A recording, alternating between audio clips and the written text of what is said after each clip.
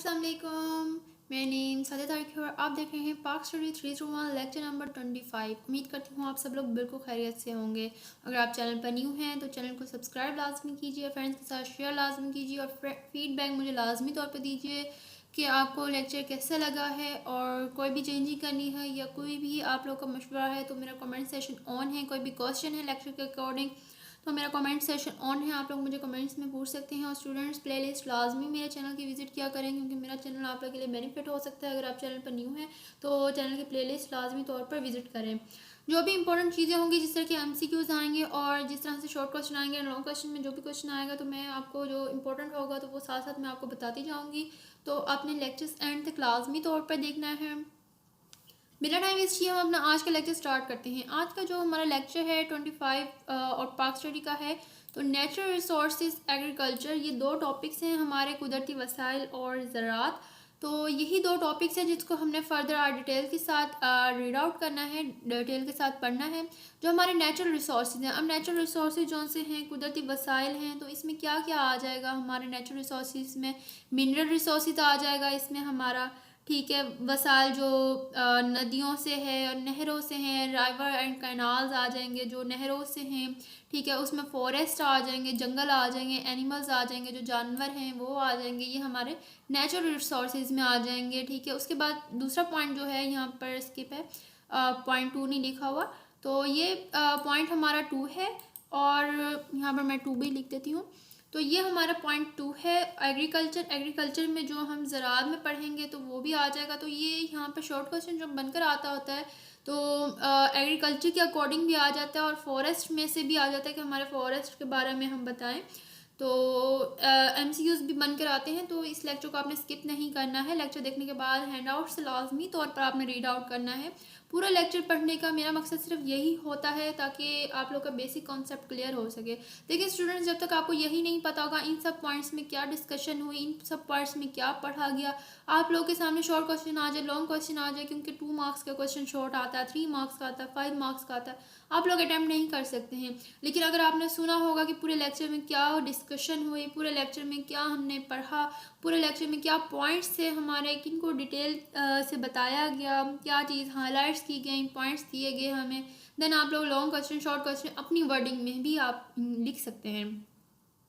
तो जो हमारे नेचुरल रिसोर्सेज थे अब तो वो क्या थे? The resources endowed by the nature to the country and the people are called national resources। जो मुल्क और अवाम को फितरत के ज़रिए अता करदा वसाइल को कौमी वसाइल, जैसे कि कौमी वसाइल हैं, उनको कहा जाता है। तो फॉर एग्ज़ाम्पल उन वसाइल को कहा जाता है, यहाँ पर इसको मैं साथ साथ हाईलाइट भी कर देती हूँ। तो मिनरल्स आ जाएंगे उसमें, रिसोर्स, रिवर्स आ जाएंगी, फॉरेस्ट आ जाएंगे, एनिमल्स आ जाएंगे। वही बात आ गई कि जो हमारे ये मदनी वसाइल हैं, जैसे मदनी वसाइल आ जाएंगे, नदी आ जाएगी, जंगल आ जाएंगे, जानवर, इन सब को क्या कहेंगे हम? नेचुरल रिसोर्सेज कहेंगे। ये हमारे नेचुरल रिसोर्सेज में हैं चीज़ें। उसके बाद agriculture, lands hold key to development and prosperity of a country, जैसे कि ज़री ज़मीनें किसी मुल्क की तरक्की और खुशहाली की कलीद हैं। उसके बाद the rate of development and prosperity of a country depends on efforts to make use of it. अब जैसे किसी मुल्क की तरक्की और खुशहाली की शरह इसके इस्तेमाल की कोशिशों पर मुनहसर होती है। Effective management and human efforts are needed to avail them. Modern technology is required to make use of it. अब इनसे फ़ायदा उठाने के लिए टेक्नोलॉजी के लिए मौसम इंतज़ाम और इंसानी कोशिशों की ज़रूरत है। जदीद टेक्नोलॉजी को भी इसके लिए इस्तेमाल के लिए ज़रूरी है। अब ये आप फर्दर पूरा कंप्लीट ना भी याद करें तो जस्ट यहाँ से द रिसोर्सेज से लेकर यहाँ कंट्री तक इसकी डेफिनेशन ही याद कर लें। तो नेचुरल रिसोर्सेज की डेफिनेशन यहाँ तक ही इसकी इनफ है, बाकी आप कर लें तो अच्छी बात है। और मिनरल रिसोर्सेज अगर आपके आ जाते हैं, अक्सर शॉर्ट क्वेश्चन बनकर आ जाता है, तो उसके लिए आप लोगों ने ये पॉइंट्स यहाँ पर दिए गए हैं, तो ये पॉइंट्स आपने लाजमी तौर पर कर लेने हैं या आपने बिल्कुल भी स्किप नहीं करने हैं, क्योंकि ये पॉइंट्स अगर आप लिख देते हैं तो आप लोग का क्वेश्चन अटैम्प्ट हो जाएगा। अब जो मिनरल रिसोर्सेज हैं, मादनी वसाइल हैं, Pakistan is blessed with the considerable mineral resources. Some of them are explored but much remains to be done for the search or for them more some important resources are. अब पाकिस्तान को काफ़ी मादनी वसाइल से नवाजा गया है, इनमें से कुछ की खोज की गई, लेकिन मज़ीद तलाश के लिए बहुत कुछ करना बाकी है। कुछ अहम वसाइल जो हैं वो ये हैं। Iron ore is used for industry, especially steel industry. It is found in limited quantity and low quality. Most of the required iron ore is important for abroad. Its deposits are found in Chitral, Chagai, Kohad, Kora Mejansi, Mardan, Hazara, Mianwali, Kalabagh and DG Khan. अब यहाँ पर इन्होंने यहाँ पर points बताए गए हैं कि आयरन एक सनत है जो ख़ास तौर पर स्टील सनत के लिए इस्तेमाल होता है। ये महदूद मकदार और कम मियार में पाया जाता है। मतलूबा लोहे का बेशतर हिस्सा जो होता है वो बैरून मुल्क से दरामद किया जाता है। इनके ज़खायर जो हैं वो चित्राल, चागई, कोहात, करम एजेंसी, मरदान, हज़ारा, मियांवाली, कालाबाग और डीजी खान में पाए जाते हैं। ये मिनरल रिसोर्सेज जो उनसे हमारे पाए जाते हैं तो उनका बताया है कि कहाँ से पाए जाते हैं। Chromite is use is preparing other metals, leather, tanning, making of steel products. जो हमारा ये चिप्सम है हम इसको कहते हैं, तो ये पेरिस पेंट और सीमेंट के प्लास्टर के लिए इस्तेमाल किया जाता है। ये जेहलम, मियांवाली, डीजी खान, कोहाट और लोरालाई में पाया जाता है। तो ये आप लोग का एमसीक्यूज भी बनकर आ जाता है कि ये कौन सी जगह पर है और कहाँ पर इसको पाया जाता है। स्टील प्रोडक्ट्स में जो क्रोमाइट है हमारा, तो कौन सी जगहों में पाया जाता है। तो उसके बाद जिप्सम है। Gypsum is use for plaster of Paris, paints and cement. It is found in Jhelum, Mianwali, DG Khan, Kohat and Loralai. जो जिप्सम है वो प्लास्टर ऑफ पेरिस में यूज़ किया जाता है, पेंट्स में, सीमेंट में, और ये इन जगहों पे पाया जाता है। झेलम में, मियांवाली में, डीजी खान में, कोहाट में, लोरा वाली में। अच्छा, सल्फ़र जो होता है वो यूज़ किया जाता है केमिकल इंडस्ट्री में। Its deposits are found in Kalat के खैरपुर, मरदान एंड जोगदाबाद के यहाँ पर यूज़ किया जाता है। जो सल्फ़र है यहाँ से मिलता है। अच्छा, जो कोल है, जो कोयला होता है, यूज़ इन पावर जनरेशन। जो कोयला है वो यूज़ किया जाता है, बिजली की पैदावार में इस्तेमाल होता है। It is basically use as fuel. ये तेल के लिए बनाया जाता है, बेसिकली यूज़ किया जाता है। It is not found in good quality and quantity. ये अच्छी क्वांटिटी में नहीं मिलता है हमें। ये जो है अच्छी मकदार और मियार में नहीं पाया जाता है। It is mostly found in Sindh, Thatta, Tharparkar, मनारा, बलोचिस्तान। तो ये सब सिटीज़ हैं जहाँ पर ये पाया जाता है। ये जो उनसे आप लोग की जगह बताई गई हैं। अब एमसीक्यूज़ जो आप लोग का आता है तो वो भी मैं बता दूँ किस तरह से आता है कि जिप्सम कौन सी जगह पर पाया जाता है और किस काम के लिए यूज़ किया जाता है। वो आपको एमसीक्यूज़ दे सकते हैं कि gypsum is use for plaster paints. यहाँ पर कोई और चीज़ भी रख सकते हैं वो एमसीक्यूज़ में, तो ये आप लोग का डिफ़िकल्ट हो सकता है। तो इसको आप लोगों ने लाजमी तौर पर रीड आउट कर लेना है। अब जैसे कि ऑयल है, अब oil it is a major source of energy. अब जो ऑयल होता है वो तेल, ये जो है वो तवानाई का एक बहुत बड़ा ज़रिया है। It is mostly important for the Iran and Gulf states. Now some variable reserves are found in Jhelum, Mianwali, Attock, Balkassar, म्याल, Chakwal and धोडक। ये जो तेल है ये तवानाई का एक जैसे कि बहुत बड़ा ज़रिया है। ये ज़्यादातर ईरान और खलीजी रियासतों से दरामद किया जाता है। अभी कुछ कीमती ज़खायर झेलम, मियांवाली, अटक, बल्कसार, मियाँ, चकवाल और ढाका में है। उसके बाद जो गैस होती है वो it is itself a source of energy and fuel and also use as a source of power generation. जो ये गैस है, गैस जो है ये खुद तवानाई और ईंधन का एक ज़रिया है और बिजली पैदा करने के लिए ज़रिया भी इस्तेमाल होता है। ठीक है, उसके बाद it is found in Sui, Mari, Uch, Khairpur, Jacobabad. It is now some new discoveries are also found. अब ये जो कहाँ पर पाया जाता है, ये सुई में पाया जाता है, माड़ी, ऊर, खैरपुर, ये जगहों के नाम हैं कि जहाँ पर अब कुछ नई दराफ्तें जो भी हैं, दराफ्तें भी मिल गई हैं कि कहाँ कहाँ पर ये पाया जाता है, गैस कहाँ कहाँ से फाउंड की जाती है। उसके बाद यूरेनियम जो है it is a basic element in atomic power, indispensable for the defence. Its deposit are in DG Khan, Hazara and Kohat. ये जो यूरेनियम है ये दफ़ा के लिए नागुज़ीर एटमी ताकत के लिए बुनियादी अंसर है। इसके ज़खायर डीजी खान और हज़ारा को हाथ में हैं। तो ये आप लोगों ने बिल्कुल भी स्किप नहीं करना है, इसको लाजमी तौर पर रीड आउट करना है। मैं आपको अगेन कहूँगी क्योंकि यहाँ से बहुत सारे एमसीक्यूज आप लोग के बन जाते हैं कि ऑयल है जो वो किस लिए यूज़ होता है और कहाँ पर यूज़ होता है, कौन सी जगह पर फाउंड किया जाता है। तो इस तरह से ये एमसीक्यूज आप लोग के बनकर आ जाते हैं। उसके बाद हम देख लेते हैं रिवर्स, जो नदियाँ हैं, नदियों के बारे में। अच्छा, आप लोग को मैं रीड पूरा ही करूँगी तो आप लोगों ने पूरा नहीं करना है इसको, अगर कर सकें तो अच्छी बात है, लेकिन क्योंकि इतना ज़्यादा नहीं लिखा जाता है पेपर में, और अगर आप ज़्यादा लिखें तो वो तो लॉन्ग क्वेश्चन के लिए बहुत अच्छा है, लेकिन आप डेफिनेशंस में इनकी कर लें। तो हेडिंग्स लाजमी तौर पर आपने करनी है पूरे लॉन्ग क्वेश्चन की, और साथ में आपने बस पॉइंट्स करने हैं ताकि पेपर में अच्छे से लिखा जाए। अच्छा, उसके बाद है the river system of Pakistan is consisted of Indus and other associated rivers. We have a well defined canal system. The most important one is the Indus Basin Project, जो पाकिस्तान का दरिया का निज़ाम दरिया सिंध और दीगर वाबस्ता दरियाओं पर मुश्तमिल है। हमारे पास नहर का एक अमदा निज़ाम मौजूद है। सबसे अहम मनसूबा सिंध तास मनसूबा है। ठीक है, यहाँ तक इसकी ये डेफिनेशन है। उसके बाद what we require in the proper management of water, its conservation, effective use, storage, dams and flood control. Water is a dangerous, it is too much, it become a problem if it is too little. It is used for agriculture where it is the backbone of the agroeconomy. It is also a cheapest source of the hydroelectric power and generation.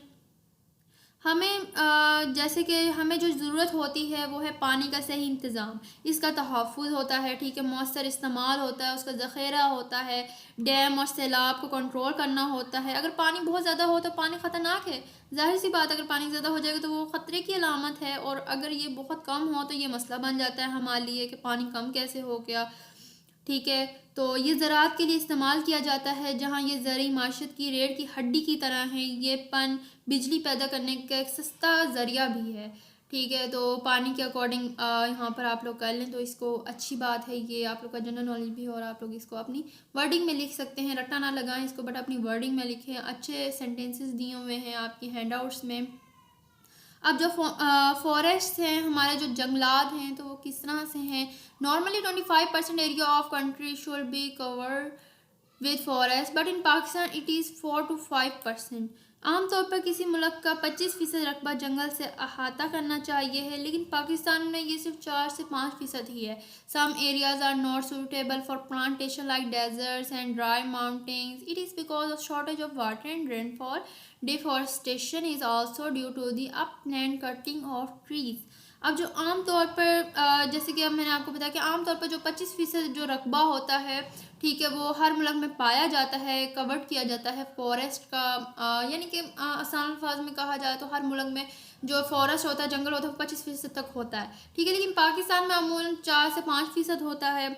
उसके बाद यहाँ पर जो है इसकी वजह पानी और बारिश की कुछ इलाके सहरा और खुश पहाड़ों की तरह शजरकारी के लिए किल्लत है। गैर मनसूबाबंद दरख्तों को काटना भी जंगलात की कटाई का सबब बन जाता है कि सम एरियाज जो हैं वो प्लांटेशन के लिए नहीं हो सकते हैं, क्योंकि वहाँ पर डेजर्ट्स हैं, ड्राई माउंटेन्स हैं।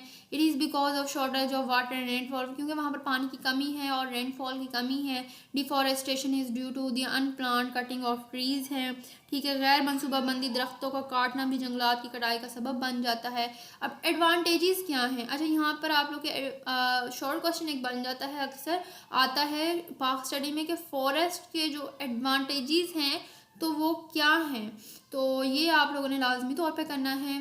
फॉरेस्ट जो है वो है फॉरेस्ट है मैनी एडवांटेजेस, जो जंगलात के बहुत से फ़वाइद हैं। तो ये एडवांटेजेस क्या हैं? तो बहुत सारे फ़वाइद हैं। They are helpful in the improvement of weather, ये मौसम की बेहतरी में हेल्पफुल हैं। ठीक है, जो फॉरेस्ट हैं protect against the wind storm, help in slow meeting melting of snow to stop floods. ठीक है, ये ना जैसे आंधी आ जाती है, आंधी के तूफ़ानों से बचाव के लिए, सैलाब को रोकने के लिए बर्फ़ के आहिस्ता से पिघलने में मदद करती है जो फॉरेस्ट होते हैं। ठीक है, जंगलात होते हैं। They added the greenery beauty and fresh air to the environment. Plants are source of food, medicine, timber, chemical and fertilisers. They are homes of animals, birds and insects. They are also used as fuel. ठीक है, ये माहौल को हरियाली, खूबसूरती और ताज़ा हवा शामिल करते हैं। पौधे खुराक, दवा, लकड़ी, केमिकल और खाद का ज़रिया हैं। वो जानवर, परिंदों और कीड़ों के घर हैं। वो बतौर ईंधन भी इस्तेमाल होते हैं। तो ये एडवांटेजेस हैं जो इसके यूज़ किए जाते हैं बहुत ज़्यादा। तो यहाँ पर शॉर्ट क्वेश्चन के लिए यूज़ किया जाता है। ये शॉर्ट क्वेश्चन आप लोग का आ जाता है तो इसको आप अपनी वर्डिंग में लिख सकते हैं। अब जो एनिमल्स हैं, एनिमल्स का क्या रोल है। Animals provide milk, meat, hard and skins, wool, etc. They are also use for agriculture and transportation. They are source of foreign exchange.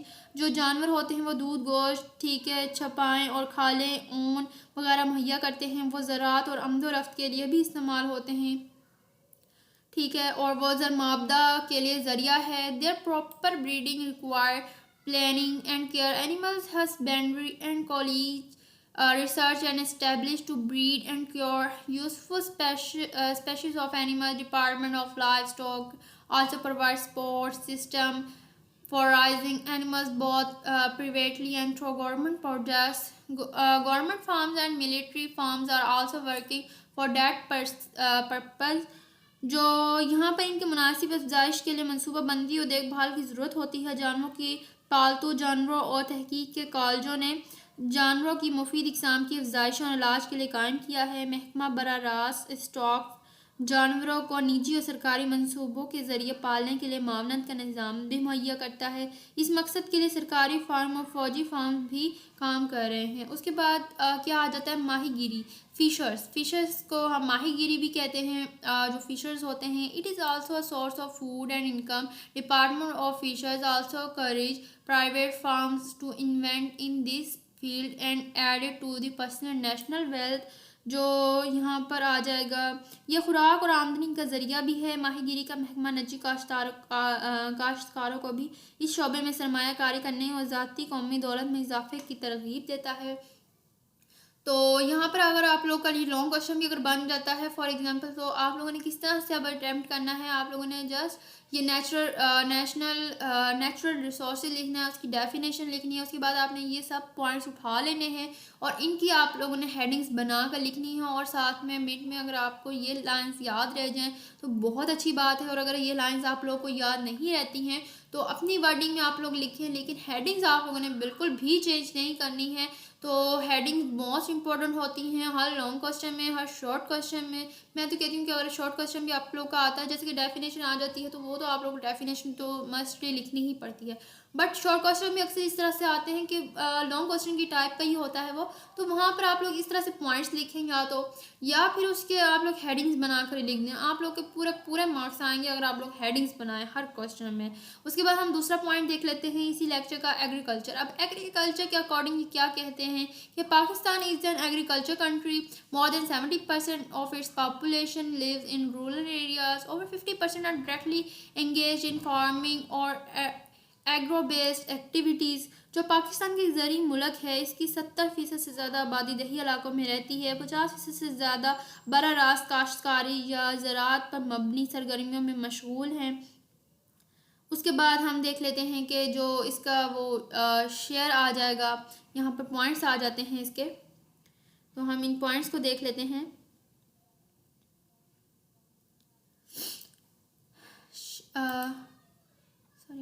Share of agriculture to GDP is 26% in Punjab and Sindh plains are very large. Are the irrigated farm lands. जो GDP को ज़राअत का हिस्सा है वो 26% है। पंजाब और सिंध के मैदानी इलाकों में बहुत बड़ी है और सैराब खेतों के मैदान हैं। उसके बाद 2 major crops are yield in a year. अब ये 2 मेजर क्रॉप्स जो से हैं, 2 अहम फसलों जो हैं वो एक साल में हासिल कर रहे हैं, वो कौन कौन सी हैं। एक रबी है, ठीक है, उसके बाद खारिफ है। एक रबी सोन इन अक्टूबर नवंबर एंड प्रोडक्ट्स ऑब्टेन इन अप्रैल में। इंपॉर्टेंट प्रोड्यूस आर वाम गाम ऑयल सीड्स। जो रबी है वो अक्टूबर नवंबर में बोया जाता है और पैदावार अप्रैल मई में हासिल की जाती है। अहम पैदावार गंदम, चने, तेल और बीज हैं। उसके बाद खारिफ जो है वो sown in May June and produce in obtain October November. और important crops rice, sugar canes, cotton, etc। जो खरीफ है वो मई जून में बोया जाता है और पैदावार अक्टूबर अक्टूबर में हासिल की जाती है। अहम फसलें चावल, शुगर केन, कपास वगैरह है। यहाँ पर जो आप लोग का MCQs बनकर आता है वो ये बनकर आता है, जो रबी है तो वो कौन सी चीज़ें प्रोड्यूस करती है, तो वो वीट, गम, ऑयल सीड्स प्रोड्यूस करती है। जो खारीफ है तो वो कौन सी चीज़ें प्रोड्यूस करती है, तो वो rice, sugar cane, cotton produce करती है। ठीक है, उसके बाद मेन क्रॉप्स जो आ जाते हैं आपके वो हैं वीट, कॉटन, शुगर कैन, गम, मेज, mustard, tobacco, oil seeds, fruits and vegetables हैं। ठीक है, जो अहम फसलें होती हैं हमारी वो कौन सी हैं? अब अहम फसलें वो हैं गंदम, चावल, कपास, चीनी का कैन, गराम, मकई, सरसों, तंबाकू, तेल के बीज, फल और सब्जियां हैं। उसके बाद लैंड रिफॉर्मर्स आ जाते हैं जो are introduce from time to time by different governments in 1959 to 1972 and 1977. The aim was to reduce land holding and strengthen the position of the tenants. It was done for the improving yield per acre and poverty alleviation in agricultural field. जो land reform है वो मुख्तलिफ हुकूमतों के ज़रिए वक्फ़तन मुतारफ़ करवाए जाते हैं 1959 से 1972, फिर 1977 में। इसका मकसद जो है वो ज़मीनों के इनकात को कम करना और किराएदारों को पोजीशन को मुस्तहकीम करना था। ये ज़राअत के मैदान में फ़ी एकड़ पैदावार को बेहतर बनाने और गुर्बत के ख़ात्मे के लिए किया गया था। उसके बाद जो यहाँ पर प्रॉब्लम्स ऑफ एग्रीकल्चर थी। अब यहाँ पर ज़राअत के लिए जो मसाइल हुए, जो मसले थे, वो मसाइल जो पैदा हुए वो क्या मसाइल थे? There are number of problems in our agriculture. For instance जो हमारे ज़राअत से मुतअद्दिद मसाइल हैं, मसाइल के तौर पर वो दिए गए हैं। Outdated modes of cultivation which causes low per acre year. ठीक है, काश्त के फरसुदा अंदाज जिसकी वजह से हम फ़ी एकड़ पैदावार कम होती है। वाटर लॉन्गिंग एंड सेलेंटी जो पानी का ज़ख़ीरा है वो नमकीनी है। Attention is being given to since mid 1960 जो सन 1960 के वसत से इन पर तवज्जो दी जा रही है। उसके बाद क्रॉप डिजीज़ हो जाते हैं और big problem. Technical support is being provided by Department of Agriculture. It help to overcome the problem. Our inputs have problem of quality which cause low prices in market. Other handicaps are low quality seeds, costly fertilizers, non-availability of electricity or oil for tube well etc. अब जैसे कि यहाँ पर हम देख लेते हैं कि फ़सलों की बीमारियाँ जो कि एक बहुत बड़ी परेशानी है। महकमा ज़राअत के ज़रिए तकनीकी जो टेक्निकली है मदद फराहम की जा रही है। इस मसले पर काबू पाने में मदद मिली है, लेकिन हमारे जो अदानों को मयार का मसला है जिसकी वजह से मार्केट में कीमतों कम मिलती हैं। दीगर मजूरियाँ, कम मयार के बीज, महंगी खादें, ट्यूबवेल के लिए बिजली या तेल की अदम फरहमी वगैरह हैं। पानी से मुतल्लिक मसला कभी कभी ये बहुत कम होता है लेकिन बाज़ औक़ात ये बहुत ज़्यादा होता है। ठीक है, उसके बाद हम देख लेते हैं यहाँ पर वाटर रिलेटेड प्रॉब्लम्स हो जाती हैं। Some it is too little but sometimes too much. Cleaning of canals also provide water of and of canal. यहाँ पर पानी का मसला हो जाता है, कभी कभी ज़्यादा हो जाता है, कभी कम हो जाता है। Credit facilities are the problematic. Access to market is difficult. Availability of responsible price should be ensure for welfare of farms and high yield crops. तो इतना ज़्यादा आप लोग से अगर याद ना भी रहे तो आप इंपॉर्टेंट पॉइंट्स आप इसमें कर लेंगे। मार्केट तक रसाई मुश्किल है। मुनासिब की दस्तियाबी यकीनी बनाना जाए किसानों की फलाह बहबूद के लिए। तो इतना ज़्यादा याद किया भी नहीं जाता है। इसमें से आपको जो पॉइंट्स ईजी लगे वो आप लोगों ने याद कर लेने हैं, तो इसको लाजमी तौर पर आप लोगों ने रीड आउट कर लेना है। और एग्रीकल्चर एंड डेवलपमेंट प्लान्स जो हमारे हैं तो ये क्या हैं, जो ज़राअत और तरक्याती मंसूबे हैं हमारे। तो research is done for the development of high yield seeds giving better output. Information and guidance is being provided to the common farmer to enjoy the fruits the advance research in the field of agriculture. University education is develop in various parts of Pakistan, especially in Faisalabad and Jamshedpur. Emphasis is land, modern technology is practical field. आला पैदावार देने वाले बीजों की तरक्की के लिए तहकीक की जाती है। आम किसान को ज़राअत के मैदान में पेशगी तहकीक के समराज से लुत्फ़अंदोज़ करने के लिए मालूमात और रहनुमाई फराहम की जा रही है। यूनिवर्सिटी की तालीम पाकिस्तान के मुख्तलिफ हिस्सों ख़ुसूसन फैसलाबाद और जामशेदपुर में तरक्की पजीर है। अमली मैदान में जदीद टेक्नोलॉजी पर जोर दिया गया है।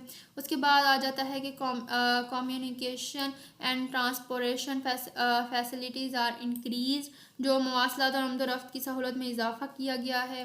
Government ensures the payment to the farmers for their produce immediately. जो हुकूमत है वो किसानों को इनकी पैदावार के लिए अदायगी को फौरी तौर पर यकीनी बनाती है। अच्छा, यहाँ पर हमारा लेक्चर कंप्लीट होता है। ये इतना ज़्यादा पॉइंट इंपॉर्टेंट नहीं है, बट मैंने आपको रीड आउट इसलिए किया कि आप लोग का एक एक पॉइंट क्लियर हो, आप लोग का एक एक क्वेश्चन क्लियर हो, आप लोग के सब पॉइंट्स क्लियर हो जो भी हमारे इस लेक्चर में डिस्कस किए गए हैं। लेकिन स्टूडेंट्स, अगर आपको यही पता होगा कि हमारे इन सब पॉइंट्स में क्या डिस्कशन हुई, हमारे इन सब पॉइंट्स में क्या डिस्कशन है, तो आप लोग के सामने मुझे यकीन है अगर क्वेश्चन आ जाए, शॉर्ट आ जाए, लॉन्ग आ जाए या एमसीक्यूज भी आ जाए, तो आप लोग इसको अपनी वर्डिंग में इजीली लिख सकेंगे, अपनी वर्डिंग में इसको टाइप कर सकेंगे। रट्टा लगाना हर जगह पर आसान नहीं होता है, रट्टा हर जगह पर नहीं चलता है। तो मैं अपने हर स्टूडेंट को यही गाइड करती हूँ कि आप लोग रट्टा ना लगाएं, बल्कि अपनी वर्डिंग में यूज़ करें, अपनी वर्डिंग में लिखें। हम मिलेंगे नेक्स्ट लेक्चर में। अगर लेक्चर अच्छा लगा तो फ्रेंड्स के साथ लाजमी शेयर कीजिएगा, चैनल को लाजमी सब्सक्राइब कीजिएगा, फीडबैक ज़रूर दीजिएगा मुझे, और अपना बहुत सारा ख्याल रखिएगा। मिलेंगे हम नेक्स्ट लेक्चर में। वालेकुम अस्सलाम, अल्लाह हाफ़िज़।